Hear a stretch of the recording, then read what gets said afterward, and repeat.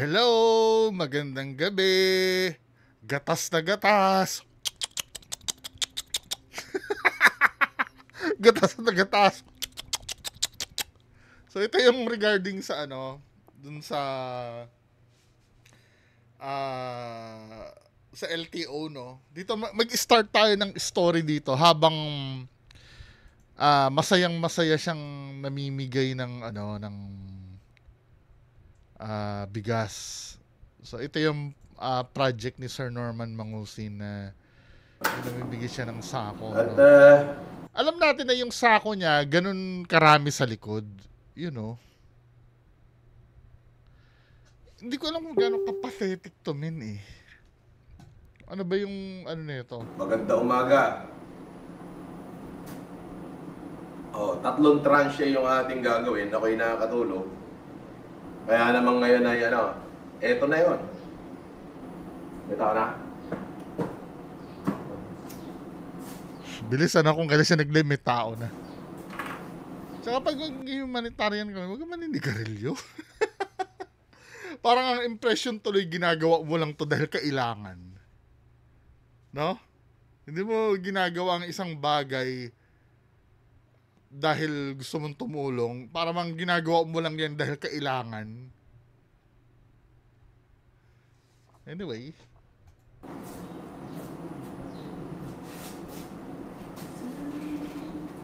Doon man lang. At tayo baka gawa ng mapasaya natin ika nga yung Pasko.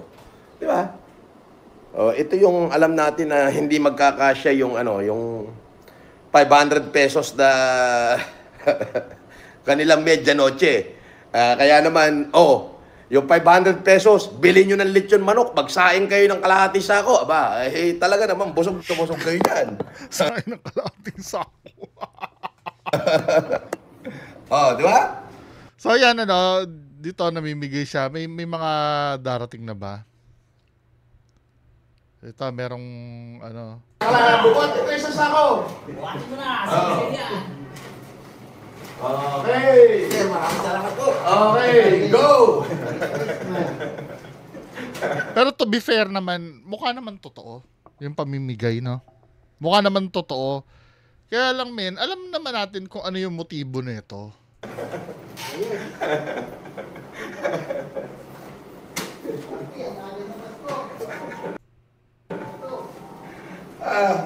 Nakakatawa, di ba? Marami pa to, boss. Hindi, yung second batch dito mamaya. Panay paparinig na second batch, no? Talagang ini-instill sa utak natin na may second batch pa. Pero in reality, yan lang naman yun, men eh. 'Di ba? Tandaan mo kung so namimigay siya dito, no? Naniniwala naman ako na 500 daw na medianoche ng Pilipino. Nabalita mo. Sa tingin mo, Hindi kasya yun, sir. Baka spaghetti 1 kilo lang sinasabi na, yung rin So, yan, bigay. Tingnan natin yung kailan siya matatapos.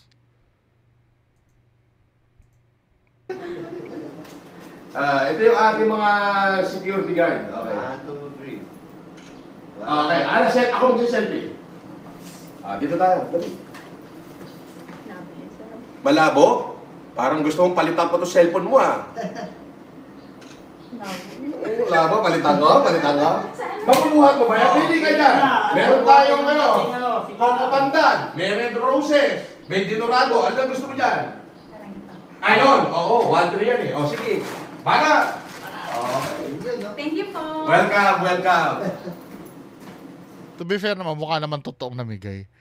Tingnan natin yung pinakahuling pinamigay niya. So, ito. Po sila. Aba, talaga naubos niya nga, no? Sige.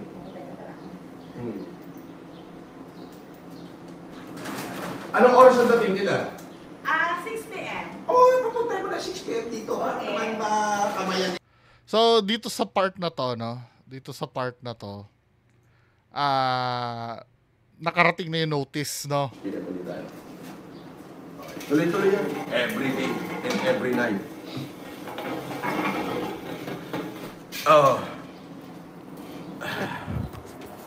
Ay, sandali lang.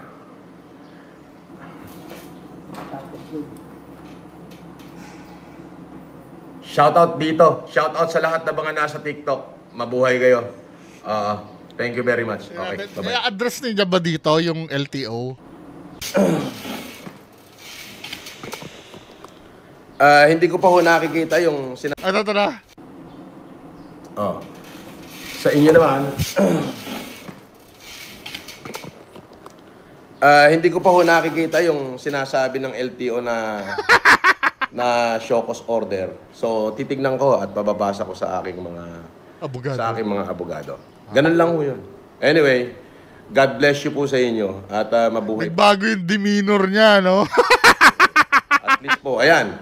Mamayang alas 6, meron ho uli tayo. Ganun ho uli. Lahat nung basta ang unahin po natin ngayon ay yung kahilingan ng ating mga kababayan na Nagahanghang na siya kasi na ano niya na yung ano yung sa LTO. I mean, Nagahang na yung ano, yung utak niya, no? yung hindi sapat ang kanilang kinikita para sa kanilang pamilya. Yung magbabasura, street sweeper, electrician, maintenance.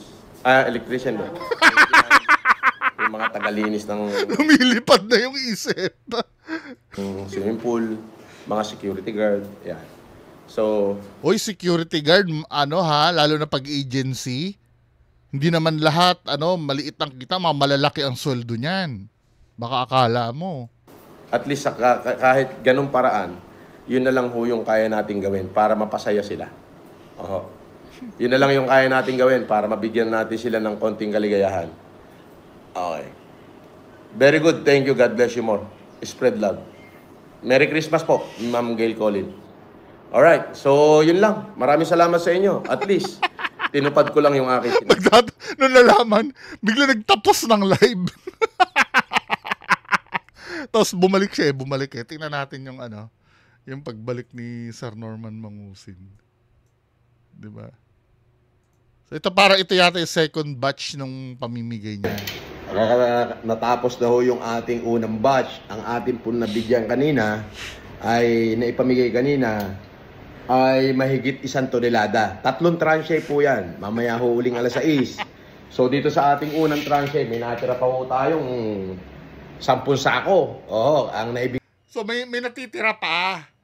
ho natin kanina ay 24. Nakakatao, 24 sako. So yung 24 sako ko na yun, times 25 kilos, yun ho ay mahigit 1 tonelada. No! Mahigit 1 tonelada ba yung ano, yung 24 sacks ng 25 kilos? Tingnan nga natin sa calculator. May calculator ang Google, di ba? Tingnan nga natin. Wait lang, ilan ba ang 1 tonelada ay 1,000 kilos, di ba? Tama? So, kung ang 24 sacks times 25 kilos, 600 lang. Kulang ka ng 400 kilos. Diba? Medyo lumilipad na isip natin. Nalaman na natin LTO min eh. Oo. Sige na ho. Wala na akong panahon makipagtalo. May second tranche. Abangan nyo na lang.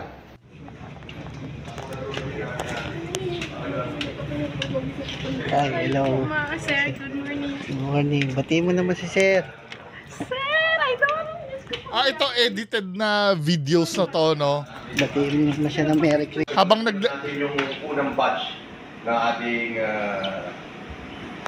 para sa mga tagalinis, nagkakapasura, kung may ulam.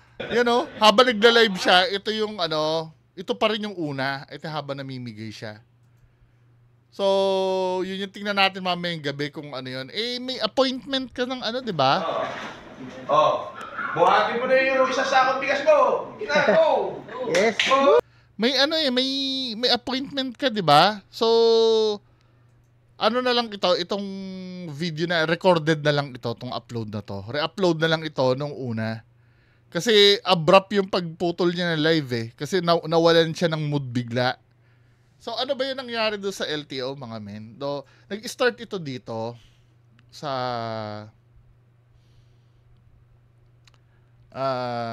dito. Ito yung nireport sa LTO eh.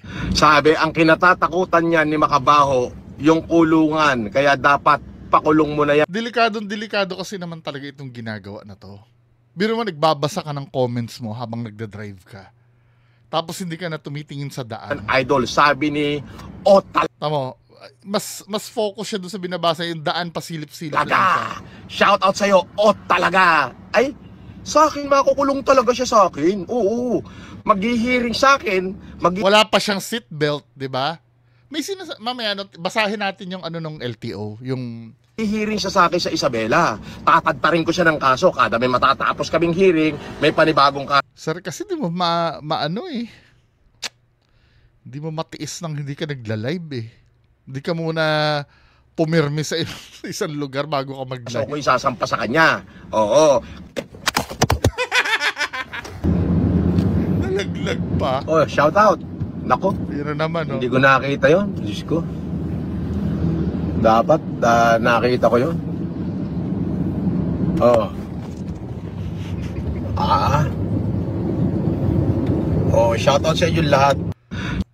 Dalawa yung nakitang violation ng mga netizens dito. Yung sa Anti-Distracted Driving Act at yung sa seatbelt. Di ba? Now, dahil dyan, sa paulit-ulit na pagtatag ng mga kahombre. So ito na ano na siya sa LTO na napatawag na. Ito yung galing mismo. Halatang siya na ito eh, kahit i-blurred pa yung mukha eh. Hindi ko alam ba't kailangan pa kasing i-blurred yan, di ba? So ito, ang nakalagay dito, LTO naglabas ng show cause order dahil sa viral na paglabag sa batas sa mga LTO naglabas ng show cause order laban sa isang vlogger dahil sa viral na paglabag sa mga batas trapiko. Driver's license suspendido ng 90 days.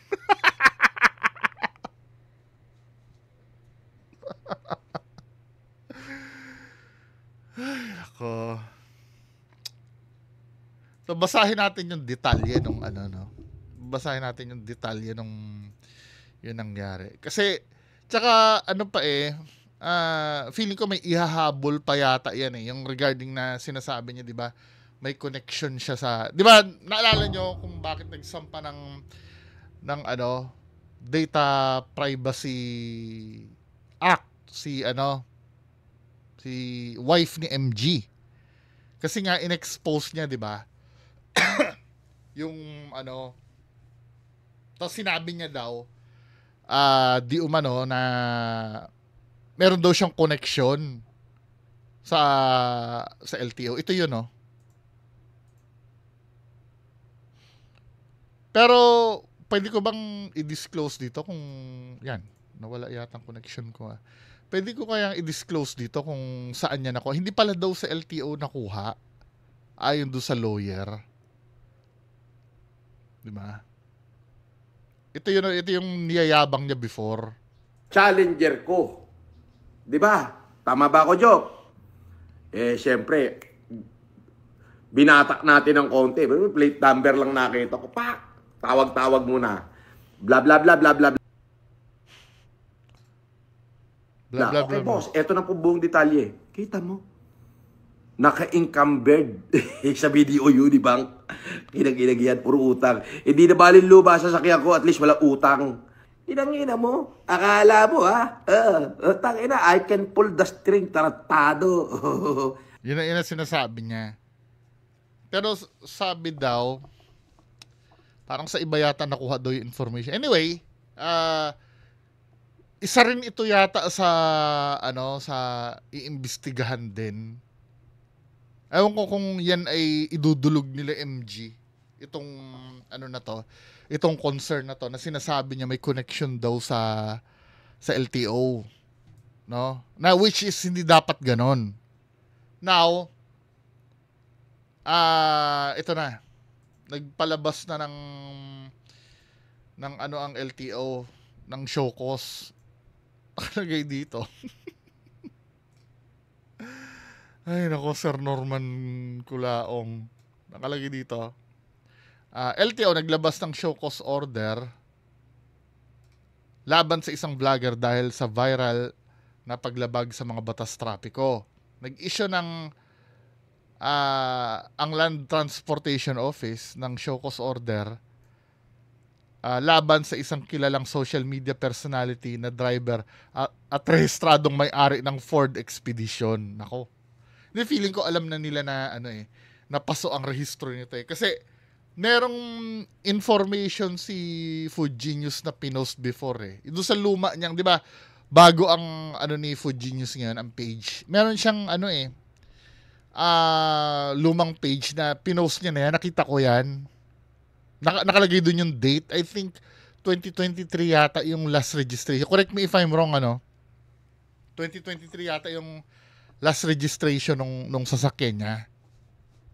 Na Food Genius ba? Oh, Food Genius nga yata nag nun. Kung paano nakuha ni Food Genius yun, hindi natin alam. 'Di ba? Complain din natin si Food Genius na may connection sa LTO. So yan laban sa isang social media personality na driver at rehistradong may-ari ng Ford Expedition. Matapos kumalat sa social media ang isang video na nagpapakita ng ilang paglabag sa batas trapiko. Sa naturang viral na video, makikitang minamaneho ng vlogger ang sasakyan gamit ang peking plaka. Oh! What do you mean Hindi, wait lang. Peking plaka na na yung nakakabit. Kasi may plaka kasi na may nakalagay na Marcos eh. Doon sa may windshield eh. Malamang yung nakakabit siguro, peking plaka. Kasi parang na-check naman yata ni Food Genius, legit yung plaka sa kanya nakapangalan eh. 'Di ba? Baka siguro yung yung Marcos na doon sa may dashboard. Hindi nakasuot ng seatbelt at gumagamit ng mobile phone habang nagmamaneho. Ang mga paglabag na ito ay tinuturing na distracted driving at nagsasapanganib ng ibang motorista. Kaugnay nito, inatasan ni LTO Chief Assistant Secretary Marcos Lacanilaw ang nabanggit sa vlogger na dumalo sa isasagawang hearing sa LTO Intelligence and Investigation Division sa East Avenue, Quezon City. Nako! Patay. Kailangan niyang magsumite ng verified comment explanation upang ipaliwanag kung bakit hindi siya dapat patawan ng mga kasong paglabag sa failure to attach authorized motor vehicle license plate. Baka talagang yung yung plaka niya talaga yung peke, mandatory use of seatbelt, distracted driving, reckless driving, at improper person to operate. Naku, ang dami nito, men. Naku.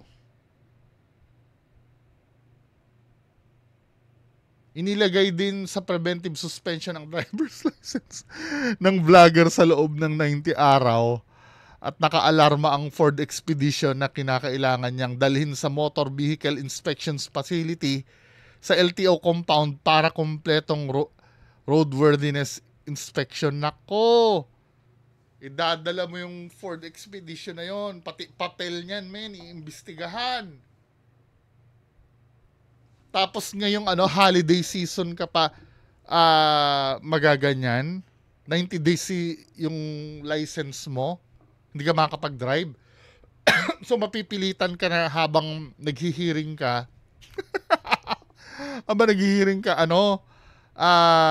Magko-commute ka. Holiday season ngayon, men. Mahirap ang public transport ngayon. Sa booking, mahirap din. Yung mga TNBS, mahirap din. Kasi last time, kasi ako, nagmumotor ako pero takot akong dumaan sa EDSA. Pero last time, kailan ba yon? Last weekend yata. Pumunta ako sa may bandang, Quezon City. Di ba EDSA yon? Hindi ko alam ba't takot ako sa EDSA magmotor. Nag-ano ko, ang hirap mag-ano ng booking, ng Grab. Ang hirap. Nako. Yari ka, boy. I-inspection ninyong ano mo. Ilalagay din sa preventive suspension ang driver's license ng vlogger sa loob ng 90 araw at naka-alarma ang expedition na kinakailangan niyang dalhin. Nabasa ko na to, sorry.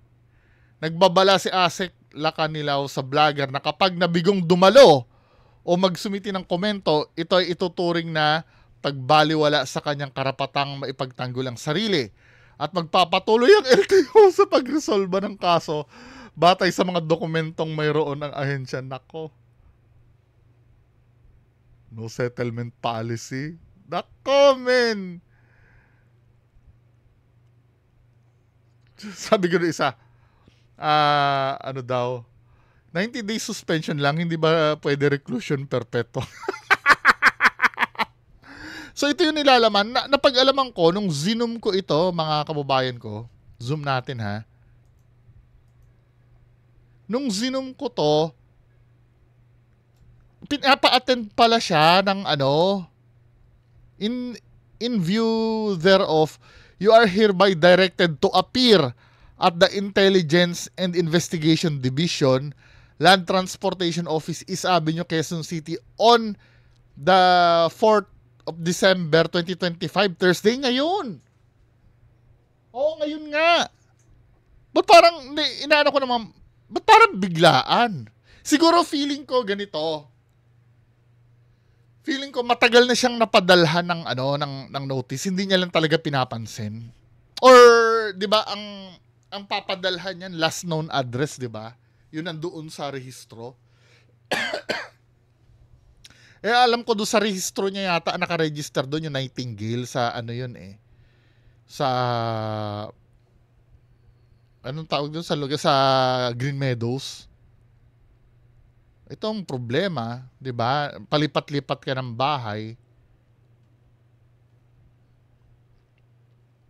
Yan oh. Ngayon pala ito, men eh. Ngayong nalaman na yung show cause, dapat nandun ka na sa LTO ngayon. Sa mga panahon ngayon, nandun ka na dapat. Thereon to show cause why, tama ha.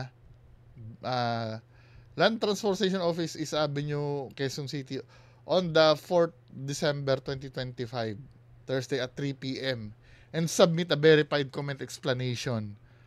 Thereon to show cause why should not be administratively charged for failure to attach of authorized motor vehicle license plate under title blah blah blah blah, mandatory use of seat belts under section 4, distracted driving under section 4, reckless driving, dami men, and why the driver's license should not be suspended or revoked for being an improper person to operate a motor vehicle under section 27. Ba't kaya sinabing improper person to operate siya? What do you mean? Ano ibig sabihin nun? Tanungin ko nga si Attorney Sabi.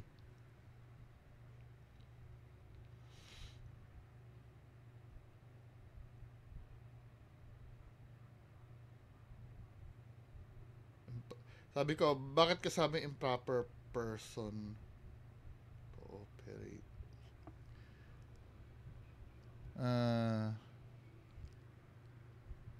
Motor vehicle. Hindi, baka alam nyo din ano, kasi ignorante ako sa mga ganito eh. Ang alam ko lang magmaneho eh. Yung improper person to, bakit siya na ano nun? Eh kung may lisensya naman siya, di ba? At sa kanya yung kotse.